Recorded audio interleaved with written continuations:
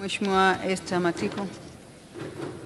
Asante sana Mheshimiwa Mwenyekiti, nashukuru kwa majibu ya serikali.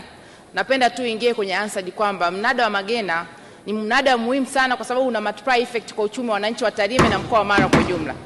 Mheshimiwa Mwenyekiti, pamoja na sababu ambazo amezitaja waziri hapa zinazosababisha mnada usifanye vizuri, sababu kuu mojawapo ni kwa sababu mnada ule wa mpakani kama ulivyosema ni kuuza mifugo nchini Kenya umewekwa siku moja, siku ya Alhamisi, ambapo the same time kuna mnada wa maabera nchini Kenya. Kwa wafanyabiashara wote wa mifugo napeleka moja kwa moja. Nikataka kujua ni kwa nini sasa serikali isibadilishe ratiba ya mnada huu uwe kama awali, uwe siku ya Jumatano, ili ile minada mingine awali ambayo iko mkoa wa Mara iende Jumanne na Jumatatu, ili kuhakikisha kwamba mifugo inaenda Magena afu ndio inaenda nchi ya Kenya.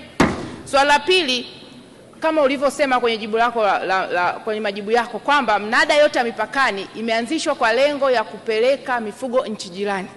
Kwa mkoa wa Mara na kanda ya Ziwa, mnada wa mpakani ni mnada wa Magena ambao unapeleka mifugo nchi ya Kenya.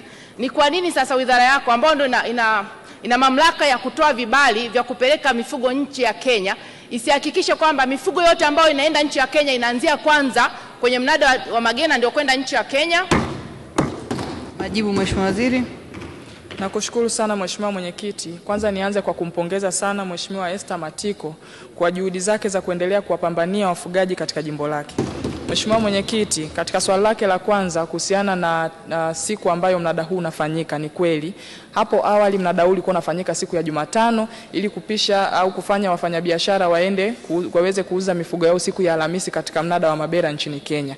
Na ni kweli kwa sasa mnada huu unafanyika siku ya Alhamisi, na hivyo umekuwa ni kikwazo kwa wadau wetu kufanya biashara kama ilivyokuwa hapo awali. Tumepokea ushauri wako Mheshimiwa Mbunge, na tutashirikiana na halmashauri husika ili kuhakikisha tunaangalia namna ya kurekebisha siku hizi, na kwa vile wewe pia ni mjumbe wa baraza la madiwani katika halmashauri yako, tunaamini utatusaidia kusukuma ili tuweze kubadilisha tarehe hizo. Lakini katika swala la pili kuhusiana na vibali vya usafirishaji wa mifugo, Mheshimiwa Mwenyekiti, serikali kwa sasa inatumia mfumo wa MIMIS, mfumo wa kidijitali, kutoa vibali vya usafirishaji wa mifugo kwa wadau wetu.